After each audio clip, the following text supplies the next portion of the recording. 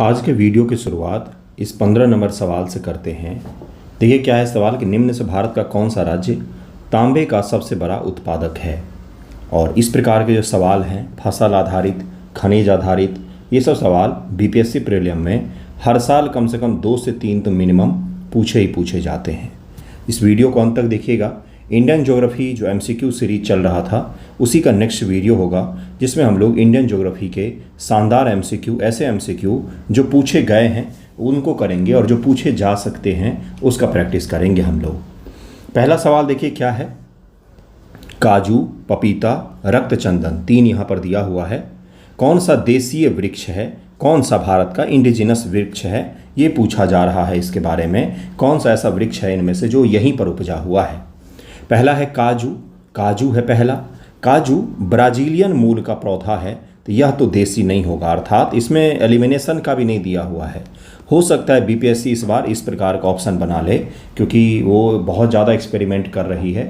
जितना मैंने law officer का देखा है बंधुओं, डीएसओ का देखा है, एईओ का देखा है, मुझे ऐसा लग रहा है कि बीपीएससी बहुत ही ज़्यादा एक्सपेरिमेंट कर रही पेपर के साथ में, बहुत ज़्यादा आमूलचूल परिवर्तन कर रही है, बड़े स्तर का परिवर्तन कर रही है। क्वेश्चन के पैटर्न में, क्वेश्चन पूछने के फैक्ट्स में, नए नए फैक्ट्स पूछने में, इसलिए हो सकता है ऑप्शन के साथ भी करें, इसलिए इसको भी देखते हुए चलिएगा। पपीता जो है, पपीता ये भी देशज नहीं है, ये मैक्सिकन मूल का है। मैक्सिकन, बिल्कुल सही, आपके घर के पीछे जो पपीता लगा हुआ है यह पौधा मैक्सिकन मूल का है। काजू जो है यह ब्राजीलियन मूल का है। रक्तचंदन भारतीय मूल का ही होता है, तो केवल एक इसका आंसर हो जाएगा, इसका आंसर ए हो जाएगा। अगला सवाल कि निम्नलिखित में से कौन से वृक्ष ऐसे हैं जो पर्णपाती वृक्ष हैं, अर्थात वर्ष में एक बार, कम से कम एक बार ये अपने पत्ते जरूर गिराते होंगे। पत्ते क्यों गिराते हैं वृक्ष? तो पत्ते इसलिए गिरा देते हैं कि जल की कमी हो जाती है, तो जल का सदुपयोग करने के लिए पत्ते गिरा देते हैं ये वृक्ष अपने। आपने देखा होगा जो पतझड़ का मौसम होता है इसमें लगभग में सारे पेड़ के वृक्ष के पत्ते गिर जाते हैं। मैंने लगभग शब्द का उपयोग किया है बंधुओं।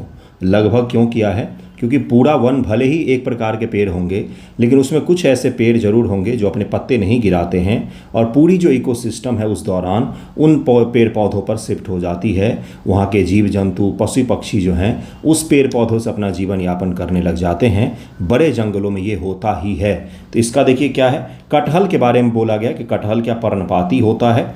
कटहल पर्णपाती की श्रेणी में नहीं आते हैं, महुआ भी नहीं आता है, सागौन आता है, पर्णपाती वृक्ष है। तो इसका आंसर हो जाएगा केवल 2 हो जाएगा, केवल 2 हो जाएगा। पर्णपाती वृक्ष है ना पूछा, अच्छा कटहल नहीं है पर्णपाती, बाकी महुआ और सागौन ये दोनों ही पर्णपाती वृक्ष हैं। मुझे लगा कि नहीं का मैं उत्तर बता रहा था, केवल 2 हो जाएगा। महुआ जो है ये भी पर्णपाती वृक्ष है और सागौन जो है ये भी पर्णपाती वृक्ष हैं। देखिए कटहल के जो ओरिजिनल किस्म है मुख्य रूप से वो सदाबहार वनों के किस्म है, लेकिन अब जो नए नए वैरायटी कटहल के आते हैं इसमें से ऐसे भी हैं जो समय के साथ पतझड़ वाले भी कटहल आपको देखने को मिलेंगे कि पूरा पेड़ का पत्ता ही गिर गया है। तो इसका आंसर दिया था यूपीएससी ने केवल 2 यहाँ पर। महुआ और सागौन ऐसे हैं जो पर्णपाती हैं, जो अपने पत्ते कम से कम एक बार जरूर गिराते हैं साल भर में, और महुआ भी गिराता है और सागौन भी गिराते हैं, बाकी कटहल इसमें से नहीं गिराता है। अगला सवाल देखिए क्या है। होकेरा आर्द्रभूमि पंजाब, रेणुका हिमाचल। रेणुका सबसे छोटा वेटलैंड एरिया है, सबसे छोटा है। रुद्रसागर झील त्रिपुरा। स्थान मुक्ता झील जिसको कहा जाता है, सस्थम कोट्टा भी कहा जाता है, सस्थम कोट्टा भी इसको कहा जाता है, सस्थम कोट्टा झील तमिलनाडु। पूछा है कौन सा सही सुमेलित है, इनमें से कौन सा सही सुमेलित पूछा गया है। आप इसका आंसर हो जाए केवल 2 यहाँ पर सही दिया हुआ है, क्योंकि होकेरा जो है यह कश्मीर में है, कश्मीर, और सष्टम कोट्टा जो झील है यह केरल में स्थित है। तो होकेरा कहाँ पर हो गया? जम्मू कश्मीर में, और सष्टम कोट्टा केरल में स्थित है। बाकी रेणुका हिमाचल सही है और रुद्रसागर झील त्रिपुरा में है, ये भी सही यहाँ पर दिया हुआ है। तो इसका आंसर 2 हो जाएगा, केवल 2 यहाँ पर सही दिया हुआ है। अगला है मोरिंगा। सहजन वृक्ष एक फलीदार सदापर्णी वृक्ष है, हमेशा इसमें पत्ता लगा हुआ रहता है। इमली का पेड़ दक्षिण एशिया का स्थानिक वृक्ष है। भारत में अधिकांश इमली लघु वनोत्पाद के रूप में संग्रहित की जाती है। भारत इमली और मोरिंगा के बीज निर्यात करता है। मोरिंगा और इमली के बीजों का उपयोग जैव ईंधन के उत्पादन में किया जा सकता है। इसका आंसर क्या हो जाएगा? इसका आंसर हो जाएगा भाई पहला ही गलत है। सहजन का वृक्ष सदापर्णी वृक्ष नहीं होता है, पहला ही गलत हो जाएगा। इसलिए इसका आंसर क्या हो जाएगा? इसलिए इसका आंसर चौथे का बी आंसर हो जाएगा। बी आंसर हो जाएगा। 3, 4, 5। भारत में अधिकांश इमली लघु वन उत्पाद के रूप में संग्रहित होते हैं। इमली और मोरिंगा के बीज का निर्यात करता है भारत। मोरिंगा और इमली के बीजों का जैव ईंधन के उत्पादन में इसका उपयोग किया जा सकता है। तो इसका आंसर चौथे का बी हो जाएगा। अगला है छत्तीसगढ़, मध्य प्रदेश, महाराष्ट्र और उड़ीसा उपयुक्त राज्यों के संदर्भ में राज्य के कुल क्षेत्रफल की तुलना में वन आच्छादन का परसेंटेज, यह फॉरेस्ट रिपोर्ट्स उस समय का सवाल पूछा गया था, उस समय के फॉरेस्ट रिपोर्ट पर आधारित सवाल है, इसलिए इसको स्किप करके हम लोग आगे बढ़ेंगे। वैसे इसका आंसर क्या था तो मैं बता देता हूँ, सी है। सबसे ज़्यादा इनमें से पूछा गया है कि कहाँ से होगा, तो 3 होगा, फिर 2 होगा, फिर 4 होगा, फिर 1 हो जाएगा। 3, 2, 4, 1 इस प्रकार से इसका आरोही क्रम पूछा गया है। आरोही क्रम पूछा गया है, आरोही क्रम पूछा गया है, तो ये भी याद रखिएगा, इसका आंसर सी हो जाएगा। वैसे ये सवाल अब सही नहीं है क्योंकि फॉरेस्ट रिपोर्ट 2019 के हिसाब से ये सवाल पूछा गया था। फिलहाल में तो फॉरेस्ट रिपोर्ट और भी कई सारे आगे के भी आ गए हैं। भारत में निम्न से किस एक वन प्रारूप में सागौन या टीक एक प्रभावी वृक्ष स्पीसीज है? किस प्रकार के वन में सागौन का पेड़ पाया जाता है? छठे का आंसर क्या हो जाएगा? इसका आंसर हो जाएगा ए, उष्णकटिबंधीय आर्द्र पर्णपाती वनों में सागौन का पेड़ पाया जाता है। भारत के निम्नलिखित क्षेत्रों से किस एक में मैंग्रोव वन, सदापर्णी वन और पर्णपाती वन तीनों ही देखने को मिलेंगे आपको? ये कहाँ पर देखने को मिल सकते हैं? तो अंडमान और निकोबार द्वीप समूह में देख सकता है, क्योंकि यहाँ पर पर्णपाती भी है, अंडमान निकोबार का काफ़ी बड़ा विस्तार है, तो यहाँ पर वर्षा वन भी पाए जाते हैं, जिसको हम लोग विषुवतीय रेन फॉरेस्ट कहते हैं, वो भी पाए जाते हैं। यहाँ पर पत्ते गिराने वाले वन भी हैं और यहाँ पर मैंग्रोव भी आपको दिख सकता है। यहाँ पर दक्षिणी सौराष्ट्र में यहाँ पर रेन फॉरेस्ट नहीं पाया जा सकता है। देखिए यहाँ पर लिखा हुआ सदापर्णी, यानी कि रेन फॉरेस्ट की बात कर रहा है।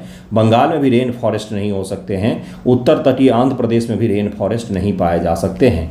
इसका आंसर क्या हो जाएगा? इसका आंसर डी हो जाएगा। अरुणाचल, हिमाचल और मिजोरम 3 राज्य दिए। उपयुक्त राज्यों से किसमें किनमें उष्णकटिबंधीय आर्द्र सदापर्णी वन पाए जाते हैं? तो 8 का आंसर क्या हो जाएगा? सी पहला और तीसरा, यानी कि अरुणाचल में पाया जा सकता है और मिजोरम में पाया जा सकता है। हिमाचल में कभी भी सदापर्णी वन नहीं पाए जाएंगे, यहाँ पर पत्ते गिराने वाले पेड़ होंगे। यदि आप हिमालय से होकर यात्रा करते हैं तो आपको वहाँ पर निम्न से किन किन पादपों की प्राकृतिक रूप से उगते हुए दिखने की संभावना है? कौन कौन से पादप वहाँ पर आपको प्राकृतिक रूप से देखने को मिल सकता है? तो बुड़ूस या बुड़ांस कहा जाता है, इसका जूस भी बड़ा फेमस होता है। 9 का आंसर हो जाएगा 1 और 2, शीशम और बुड़ांस मिल सकता है। चंदन कभी भी हिमालयन रीजन में आपको नहीं दिखेगा, चंदन आपको वेस्टर्न घाट में दिख सकता है, ईस्टर्न घाट में दिख सकता है। इसका आंसर ए हो जाएगा। Indian state of forest report द्वारा किस अनुसार निम्न से किस राज्य ने पिछले 2 वर्षों वन क्षेत्र में अधिकतम वृद्धि दर्ज की है? यह हमारे काम का नहीं है क्योंकि उस समय के रिपोर्ट के हिसाब से है। अब यह सवाल आपसे लेटेस्ट वाला पूछा जाएगा। जैव आरक्षित क्षेत्र और इधर राज्य हैं, आपको मैच करना है। सुंदरवन कहाँ पर है भाई? आपको पता ही होगा, नंदा देवी, पचमढ़ी और मानस, इसके बारे में पूछा है। तो इधर दिया हुआ मध्य प्रदेश, उत्तर प्रदेश, राजस्थान। साइलेंट सवाल पढ़ के ही आपको लग गया होगा कि इसका कैसे आंसर निकल सकता है। बिल्कुल वही है, गलत है, यहाँ पर मैच दिया हुआ। नंदा देवी फिलहाल में उत्तराखंड में है, कभी एक ज़माने में उत्तर प्रदेश में रहा होगा। पचमढ़ी तो एमपी में है, मानस असम में है, असम में है यह, और जो सुंदरवन है यह पश्चिम बंगाल में है, वेस्ट बंगाल में है। इसलिए इसका आंसर इसमें से कोई सा भी नहीं होगा, ये गलत मैच दिया हुआ है। पता नहीं किसका क्वेश्चन था यह, बहुत ही बकवास सा क्वेश्चन था यह। अगला है जैव मंडल और उनकी अवस्थिति को मैच करना है आपको। सिमलीपाल, सिमलीपाल कहाँ पर है भाई? तो उड़ीसा में है। पचमढ़ी मध्य प्रदेश में है। नंदा देवी उत्तराखंड में है और नौकरेक मेघालय में है। इसका आंसर क्या हो जाएगा? मैच कर लीजिएगा। वैसे 12 का आंसर जो है बी दिया हुआ है। अगला है कि निम्न से कौन सा युग्म सही सुमेलित नहीं है? अंतर्राष्ट्रीय सस्य वानिकी अनुसंधान केंद्र नैरोबी, भारतीय वन प्रबंधन संस्थान भोपाल और केंद्रीय सस्य वानिकी अनुसंधान संस्थान बांदा, टाटा ऊर्जा अनुसंधान संस्थान नई दिल्ली। तो 13 का आंसर क्या हो जाएगा? 13 का आंसर सी हो जाएगा। केंद्रीय सस्य वानिकी अनुसंधान संस्थान बांदा जो है यह गलत दिया हुआ। यह उत्तर प्रदेश के झांसी में स्थित है, न कि बांदा में स्थित है, झांसी में स्थित है। झांसी में इसका आंसर सी हो जाएगा। India state of forest report है अगला, ये है फरवरी वाला, ये भी फॉरेस्ट रिपोर्ट है, इसको स्किप करते हैं। वनों के बाद अगला चैप्टर खनिज का होगा बंधुओं।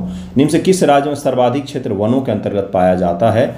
हिमाचल, उसके बाद से असम, अरुणाचल, आंध्र प्रदेश दिया हुआ है। तो 16 का जो आंसर हो जाएगा ये अरुणाचल प्रदेश में हो जाएगा। देश में दूसरा सबसे बड़ा राज्य है जहाँ पर खूब सारे वन पाए जाते हैं। अगला है जैव आरक्षित क्षेत्र और उनके राज्य से मैच करना है। नौकरेक मेघालय में है, मानस असम में है, सिमलीपाल उड़ीसा में है, शेषांचलम जो है ये आंध्र प्रदेश में है, पूर्वी घाट। और शेषांचलम रक्त चंदन के लिए, लाल चंदन के लिए जाना जाता है। पुष्पा मूवी में भी आपने देखा होगा शेषांचलम के जंगलों को खूब अच्छे तरीके से उसमें उन्होंने दिखाया हुआ है, इसको याद रखिएगा। काजीरंगा भी असम में ही है, काजीरंगा भी असम में ही पाया जाता है, ये भी याद रखिएगा। अगला है कि सुंदरबन निम्नलिखित में से किस प्रकार के वन पाए जाते हैं वहाँ पर? तो 18 का आंसर क्या हो जाएगा?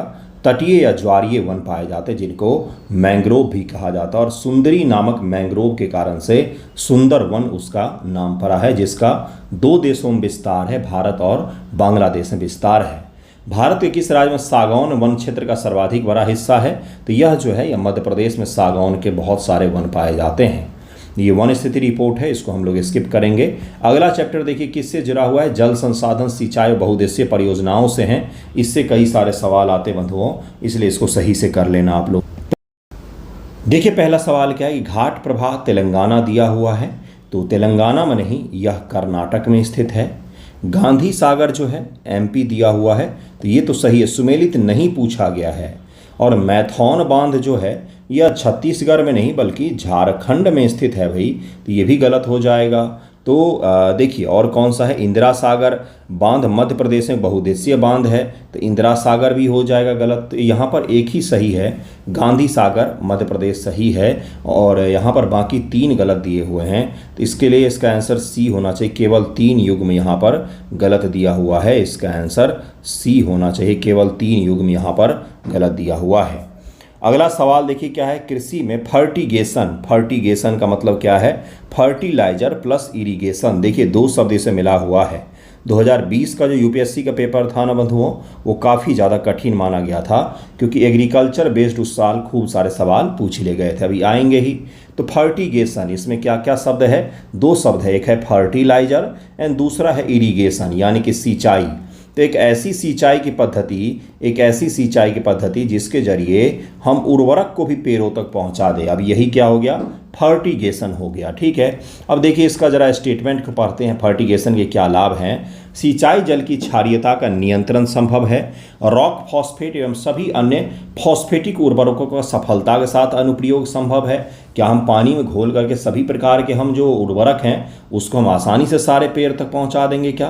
पौधों के लिए पोषक बढ़ी हुई मात्रा में सुलभ किए जा सकते हैं, रासायनिक पोषण के निक्षालन में कमी संभव है। तो दूसरे का आंसर क्या हो जाएगा? इसका आंसर हो जाएगा सी, 1, 3, 4 तो यहाँ पर सही है, दूसरा यहाँ पर गलत दिया हुआ है। आप सभी प्रकार के सभी अन्य बोलते हैं ना कि जोर जबरदस्ती वाले जो शब्द होते हैं वो अक्सर गलत होते हैं, जैसे सभी, केवल, है ना, इस प्रकार के सब शब्द होते हैं अतिशयोक्तिपूर्ण, वो गलत हो जाते हैं। तो इसके कारण से दूसरा यहाँ पर एलिमिनेट कर देंगे, तो दूसरा यहाँ पर गलत हो जाएगा, बाकी यहाँ पर सही दिया हुआ है। अलियार, ईसापुर और कंसबाती जैसे ज्ञात स्थान में क्या क्या समानता है?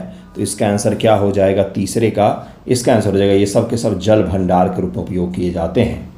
निम्न से कौन से नदी तल में बहुत अधिक बालू खनन का संभावित परिणाम हो सकता है? नदियों में अगर बालू खनन यानी कि रेत खनन हद से ज़्यादा किया जाएगा तो उसका क्या क्या परिणाम हो सकता है? नदी की लवणता में कमी हो जाएगी, सैलिनिटी कम हो जाएगी क्या?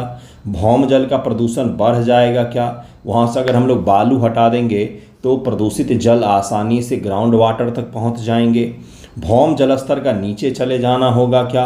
जो भौम है, ग्राउंड वाटर है, क्या वो भी नीचे तक चले जाएंगे? तो इसका चौथे का आंसर क्या हो जाएगा? इसका आंसर हो जाएगा बी, और हो जाएगा 2 और 3 यहाँ पर सही दिया हुआ है। पहला गलत है, लवणता में कमी नहीं, लवणता में वृद्धि हो जाएगी, लवणता में वृद्धि हो जाएगी, सैलिनिटी बढ़ जाएगा, क्योंकि रेत के कारण से सैलिनिटी उनकी कम भी होती है। तो इसके कारण से पहला गलत हो जाएगा यहाँ पर, बाकी दूसरा तीसरा बिल्कुल सही दिया हुआ है। रेत खनन के बहुत सारे दुष्परिणाम हैं। निम्नलिखित पद्धतियों में से कौन सी कृषि में जल संरक्षण में सहायता कर सकती है? कृषि में जल संरक्षण में सहायता कौन कौन सा चीज़ कर सकता है? तो भूमि की कम जुताई और शून्य जुताई, खेतों में सिंचाई के पूर्व जिप्सम का प्रयोग, फसल अवशेषों को खेतों में ही रहने देना। तो 5 का आंसर क्या हो जाएगा? इसका आंसर हो जाएगा सी, अर्थात पहला और तीसरा तो सही है, लेकिन जिप्सम का उस उपयोग से जल संरक्षण का कोई लेना देना नहीं है, बल्कि अगर आपका कृषि जो आपका मृदा अगर अधिक ज़्यादा लवणीय हो गया है तो वहाँ पर जिप्सम का उपयोग किया जा सकता है, बाकी इसका जल संरक्षण से कोई खास लेना देना नहीं है। अगला सवाल है, निम्न से कौन सा ड्रिप सिंचाई पद्धति का उपयोग एवं लाभ है? ये पूछा जा रहा है, ड्रिप सिंचाई पद्धति के प्रयोग का लाभ कौन सा है, उससे क्या क्या लाभ हो सकता है? खरपतवार में कमी, मृदा लवणता में कमी, मृदा अपरदन में कमी। तो छठे का आंसर क्या हो जाएगा? सी, पहला और तीसरा यहाँ पर बिल्कुल सही दिया हुआ है, इसका आंसर हो जाएगा सी, इसका आंसर सी हो जाएगा।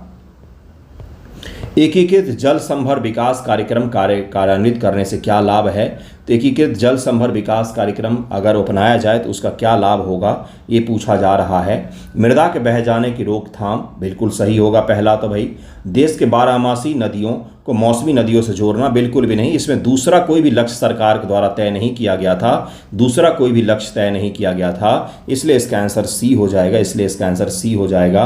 हमें चौथा तीसरे पढ़ने पर भी नहीं जाना है, एग्जामिनेशन में समय बच जाएगा इस प्रकार से एलिमिनेशन करने से कि जल संभर विकास कार्यक्रम था कि भाई खेतों में किस प्रकार से वैज्ञानिक तरीके से पानी पहुंचाया जाए जिससे किसानों को लाभ हो। इसमें नदी जोड़ो परियोजना का कोई भी इसमें जिक्र नहीं था, कोई उसका इससे लेना देना नहीं है, उसको आप आसानी से काट दीजिए। इसका आंसर सी हो जाएगा, 1, 3, 4 इसका आंसर हो जाएगा।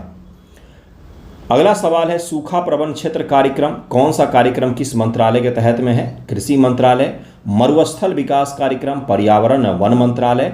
वर्षा पीड़ित क्षेत्रों हेतु राष्ट्रीय ग्रामीण विकास मंत्रालय के तहत में है जल संभर विकास परियोजना। देखिए आपको IAS 2014 में एक ही टॉपिक से 2 सवाल रिपीट किए गए हैं। 8 का आंसर क्या हो जाएगा? 8 का आंसर हो जाएगा डी, उपयुक्त में से कोई सा भी सुमेलित नहीं है, सारे गलत दिए हुए। तो क्या हो जाएगा सही भाई? तो सूखा प्रबंधन क्षेत्र जो कार्यक्रम है ये दरअसल में ग्रामीण मंत्रालय के अंतर्गत आता है और मरुस्थल विकास कार्यक्रम जो है यह कृषि मंत्रालय के तहत में आएगा और वर्षा पीड़ित जो आपका दिया हुआ है जल संभर विकास परियोजना ये कृषि मंत्रालय के अंतर्गत आता है। तो तीनों का मंत्रालय अलग अलग है, एक है ग्रामीण मंत्रालय के अंतर्गत और दूसरा है आपका किसके, तो यह है आपका ग्रामीण विकास, एक बता दिया मैंने आपको, और दूसरा कृषि मंत्रालय, और मरुस्थल विकास कार्यक्रम भी ग्रामीण मंत्रालय के अंतर्गत में आता है। तो पहला दोनों जो है ग्रामीण मंत्रालय के अंतर्गत में है, ये दोनों फिर से मैं बता देता हूँ, शायद कुछ एक आध शब्द उधर हुआ होगा, ये दोनों ग्रामीण मंत्रालय के अंतर्गत में आते हैं और ये जल संभर जो है यह कृषि मंत्रालय के अंतर्गत आता है। अब तो क्लियर हो गया होगा, इसलिए इसका आंसर डी हो जाएगा। धीरे धीरे से करते हैं लेकिन सही तरीके से करें। त्रिवेणी नहर का निर्माण निम्न से किस नदी पर किया गया है? त्रिवेणी नहर के बारे में पूछा जा रहा है बंधुओं, तो इसका आंसर क्या हो जाएगा? 9 का आंसर हो जाएगा यहाँ पर सी, अर्थात मयूराक्षी नदी पर किया गया है। चंबल नदी राणा प्रताप सागर जल विद्युत परियोजना किस राज्य में स्थित है? तो 10 का आंसर क्या हो जाएगा? यह राजस्थान राज्य में स्थित है। इस पर कई सारे और भी बांध है चंबल नदी पर। चंबल नदी के बारे में मैंने आपको बताया भी था, भारत की सबसे साफ नदी यही है। और अगले सवाल पर चलते हैं। निम्नलिखित नहर प्रणालियों से किससे बिहार के क्षेत्र में सिंचाई होती है? तो 11 का आंसर हो जाएगा बी, त्रिवेणी नहर से होती है। ऊपरी गंगा नहर यह यूपी और उत्तराखंड के लिए, खासतौर से यूपी में बहता है यह, और पूर्वी यमुना नहर भी बिहार से संबंधित तो नहीं है। निम्न से कौन सी सिंचाई परियोजना में 4 राज्यों की भागीदारी है? तो 12 का आंसर क्या हो जाएगा? इसका आंसर डी हो जाएगा, सरदार सरोवर परियोजना है, इसमें 4 राज्यों की भागीदारी। कौन कौन से 4 राज्य? आसान है, गुजरात, राजस्थान, MP एंड महाराष्ट्र, बस यही राज्य हैं चारों, इसका नाम भी याद रखिएगा। अगला है चंबल नहर सिंचाई परियोजना संबंधित है किससे? तो इसका आंसर क्या हो जाएगा? 13 का आंसर हो जाएगा सी, यमुना बेसिन से। जवाहर सागर जल विद्युत परियोजना किस नदी पर स्थित है? तो यह चंबल नदी पर स्थित है। निम्न से कौन सा युग्म सही सुमेलित है? इडुक्की तापीय शक्ति गृह है, सबरगिरी जल विद्युत परियोजना है, घाट प्रभा सिंचाई परियोजना है, रामगंगा बहुउद्देशीय परियोजना है। 15 का आंसर 2, 3, 4 हो जाएगा। 2, 3, 4 यहाँ पर सही दिया हुआ है। इडुक्की सिंचाई परियोजना है एंड डैम बह चुकी, तो सिंचाई परियोजना के साथ साथ में इडुक्की जो है वो हाइड्रो प्रोजेक्ट हम लोग सही शब्द कह सकते हैं। यहाँ पर लिखा हुआ है ताप, यानी कि थर्मल पावर, नहीं थर्मल नहीं। एक तो इसका पर्पस है सिंचाई भी है और मुख्य पर्पस जो है वो हाइड्रो इलेक्ट्रिक भी है। तो इडुक्की डैम भी है।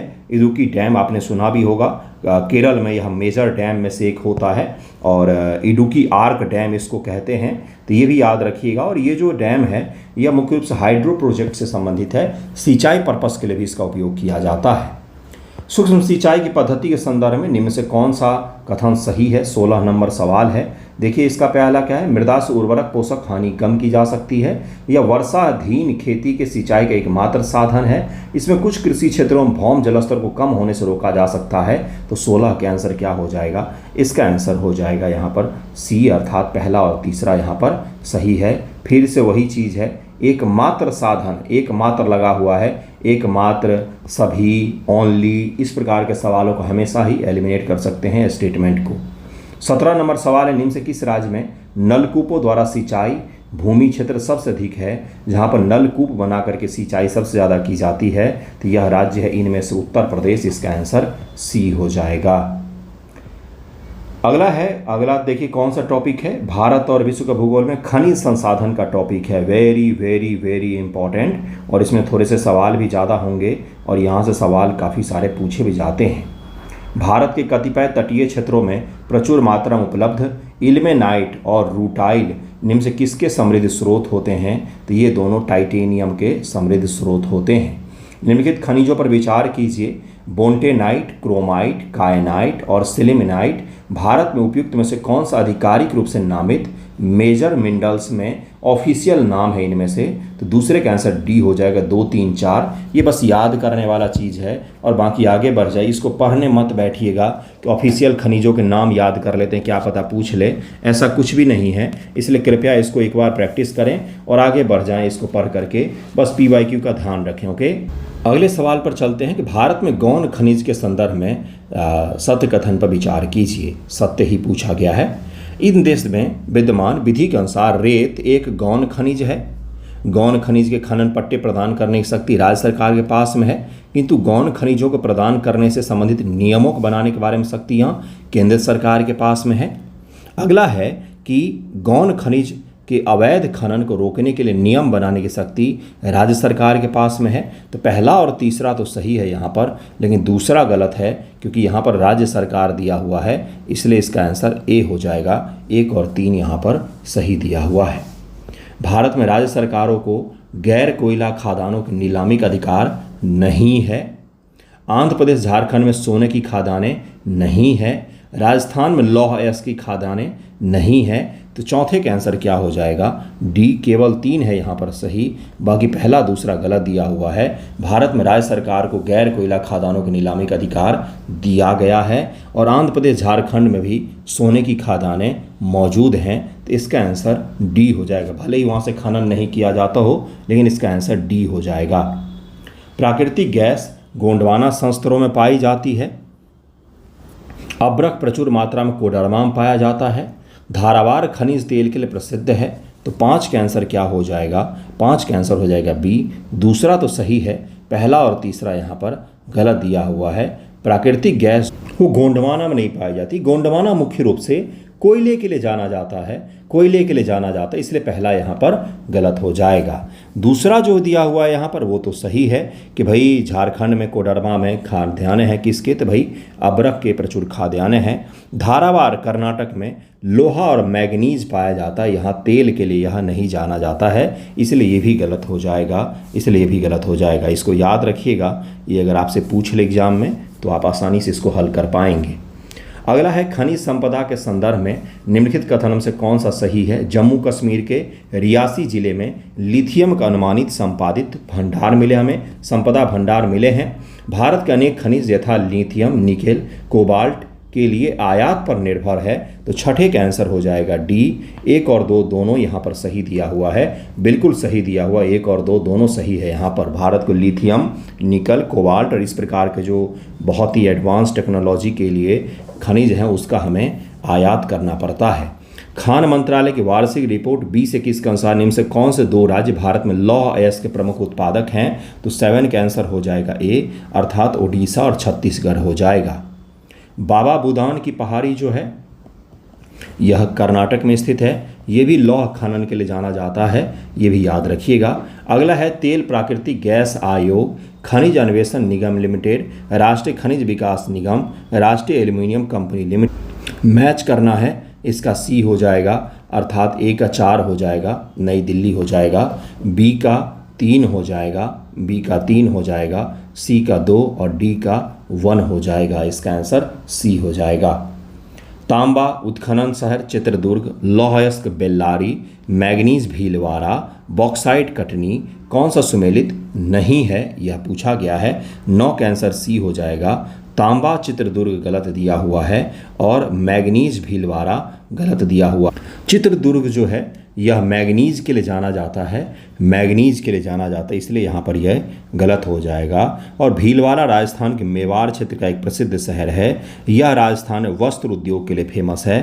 टेक्सटाइल सिटी राजस्थान का भीलवाड़ा को कहा जाता है, इसलिए यह भी गलत हो जाएगा। चित्रदुर्ग मैग्नीज के लिए जाना जाता है। धारावार चट्टान संरचना में प्राकृतिक गैस पाई जाती है, अब्रक कोडरमा में पाया जाता है। कुडप्पा श्रृंखला हीरों के लिए प्रसिद्ध है। कुडप्पा, ये देखिए 69 बीपीएससी का सवाल है। अगला है कि पेट्रोलियम भंडार आरावली पहाड़ियों में पाए जाते हैं, कौन सा सही है इसमें से? तो 10 का आंसर बी हो जाएगा, अब्रक कोडरमा में पाया जाता है, यहाँ यह सही हो जाएगा। आरावली में कोई भी तेल वगैरह नहीं पाए जाते हैं। पश्चिम सिंहभूम में स्थित चिड़िया का सबसे प्रसिद्ध विशेषता क्या है? तो 11 का आंसर हो जाएगा ए, लौह अयस्क का खनन क्षेत्र है यह। एल्यूमिनियम का सबसे महत्वपूर्ण अयस्क कौन सा है? तो यह है बॉक्साइट है। इल्मेनाइट जो कि भारतीय तटरेखा के साथ व्यापक रूप से वितरित है, ये किसका खनिज है? तो 13 का आंसर हो जाएगा बी, टाइटेनियम का। आपको दिखाया मैंने, ये सवाल रिपीटेड पूछा गया है। राजस्थान में स्थित खेतरी खादान किसके लिए प्रसिद्ध है? तो खेतरी तांबा के लिए जाना जाता है। निम्न से भारत का कौन सा राज्य तांबा का सबसे बड़ा उत्पादक है? तो 15 का आंसर ए हो जाएगा, एमपी हो जाएगा। निम्न खनिज में से किस खनिज के उत्पादन में भारत विश्व में सबसे अग्रणी माना जाता है? तो इनमें से हो जाएगा ए, अर्थात चादरी अब्रक जो होते हैं, मीका जिसको कहा जाता है, उसके उत्पादन में दुनिया में पहले स्थान पर आते हैं। अगला है आपका निम्न लौह अयस्कों में से बैलाडेला में किनका खनन किया जाता है? हेमेटाइट लोहे का। एक तो ये हो गया कि बैलाडेला में लौह अयस्क ही होता है। अब उसमें पूछा गया है टाइप आपसे कि कौन से टाइप का होता है, तो 17 का आंसर ए हो जाएगा, हेमेटाइट प्रकार के लोहे का। 18 निम्न से कौन सा राज्य बॉक्साइट का सबसे बड़ा भंडार रखता है? तो 18 का आंसर हो जाएगा ओडिशा। अगला 19 नंबर सवाल है कि मैच करना है आपको फिर से। बैलाडीला है, बैलाडीला कहाँ पर है? छत्तीसगढ़ में है भाई। और केंदुझर है, तो यह है ओडिशा में। बालाघाट कहाँ पर है? तो बालाघाट है एमपी में। और कुंद्रेमुख कर्नाटक में स्थित है, तो इसका आंसर बी हो जाएगा। 20 नंबर सवाल है कि वर्ष 21-22 भारत में तांबा उत्पादन मध्य प्रदेश किस स्थान पर था? तो 20 का आंसर सी हो जाएगा, पहले स्थान पर। भारत में लौह अयस्क के संबंध में कौन सा कथन सही नहीं है? तो 21 का आंसर क्या हो जाएगा? देश के लौह अयस्क कुल संचित भंडार का लगभग 80% झारखंड और उड़ीसा में है, ये यहाँ पर गलत दिया हुआ है। झारखंड और उड़ीसा के पास में लौह अयस्क निश्चित रूप से ज़्यादा हैं, लेकिन कर्नाटक के पास भी है, इसलिए 80% बोलना यहाँ पर सही नहीं होगा। भारतीय खनिज पदार्थों का भंडार किसे कहा जाता है? तो इसका आंसर क्या हो जाएगा? ये छोटा नागपुर पठारी श्रेणी को कहा जाता है। अगला है कि अधिक अधात्विक खनिज कौन सा है? अधात्विक, तो 23 का आंसर क्या हो जाएगा? संगमरमर इसमें से आंसर हो जाएगा। कालाहांडी, जावर, कोलार और मोसाबनी आपसे पूछा गया कौन किसके लिए जाना जाता है? तो 24 का आंसर हो जाएगा सी, अर्थात पहले का तीसरा हो जाएगा, दूसरे का चौथा हो जाएगा और तीसरे का पहला हो जाएगा और आपका चौथे का दूसरा हो जाएगा। इसको याद रखिएगा, ये राजस्थान और एमपी में इस प्रकार के सवाल पूछे जाते हैं कई बार। अगला है मैग्नीज, बॉक्साइट, लोहा अवरक कौन सा सुमेलित नहीं है? तो 25 का आंसर क्या हो जाएगा? बी, बॉक्साइट लोहरदगा, ये यहाँ पर गलत दिया हो, बाकी बैलाडीला मैग्नीज सही है, लोहा कोडरमा सही है, अबरख तालचेर भी सही दिया हुआ है। तो ये खनिज और खान दिया हुआ यूरेनियम, तांबा और गुलाबी संगमरमर। जिप्सम पूछा गया है कौन सा किस खान से निकाला जाता है, तो 26 का आंसर क्या हो जाएगा, डी आंसर हो जाएगा। गलत युग्म को पहचानिए। जिप्सम पालना गलत दिया हुआ है, बाकी यूरेनियम कुराडिया ही होगा। तांबा जो है ये राजमहल की पहाड़ी और गुलाबी संगमरमर बाबरमल से ही निकाला जाता है। अगला सवाल है मुकुम, लौह अयस्क, दलारी, राजहरा, कोयला, कोरापुट और चित्रदुर्ग। यहाँ पर 4 दिए हुए हैं, उन चारों को मैच करना है आपको। इधर केंद्र दिया हुआ है और इधर उसके खनिज लिखे हुए हैं, इनको आपको मैच करना है। तो 27 का आंसर क्या हो जाएगा, 20 का आंसर हो जाएगा, अर्थात A का 2 हो जाएगा। मुकुम से कोयला के निकालते हम लोग, और दल्ली राजहरा से लौह अयस्क निकालते हैं, कोरापुट से बॉक्साइट और चित्रदुर्ग से मैग्नीज निकालते हैं। निम्न से कौन भारत में सबसे बड़ी मशीनीकृत खान है, तो 28 का आंसर हो जाएगा। बैलाडीला का खान है सबसे मशीनीकृत। एक ही 2 खान आपको दिख रहे होंगे जिससे बार बार सवाल रिपीट होते हैं। छत्तीसगढ़ राज्य निम्न से कौन सा खनिज प्राकृतिक रूप से मिलते हैं, तो 29 का आंसर हो जाएगा डी। ये चारों ही मिलते हैं यहाँ पर, बॉक्साइट, डोलामाइट, लौह अयस्क और टीन सभी मिलते हैं। बालाघाट हीरो की खानों के लिए जाना जाता है। मझगांव मैग्नीज भंडारों के लिए जाना जाता है, तो 30 का आंसर हो जाएगा डी। दोनों ही यहाँ पर गलत दिए हुए हैं। हीरो की खान बालाघाट में मौजूद नहीं है, इसका आंसर डी हो जाएगा। डी इसका आंसर हो जाएगा। मैग्नीज के लिए भी आपको बताया है, कर्नाटक का बताया है आपको। निम्न से कौन धातु खनिज नहीं है, तो 31 का आंसर क्या हो जाएगा, जिप्सम इसका आंसर हो जाएगा। और आज का आखिरी सवाल यही है कि गुरु महिसानी, तलचर, जादूगोरा और जावर, तो 32 का आंसर हो जाएगा ए का 3 हो जाएगा, बी का 4 हो जाएगा। तलचर कोयला के लिए जाना जाता है, जादूगोरा यूरेनियम के लिए और जावर सीसा के लिए जाना जाता है। इसके आगे के जो MCQ होंगे हम लोग नेक्स्ट वीडियो में करेंगे। Thank you so much.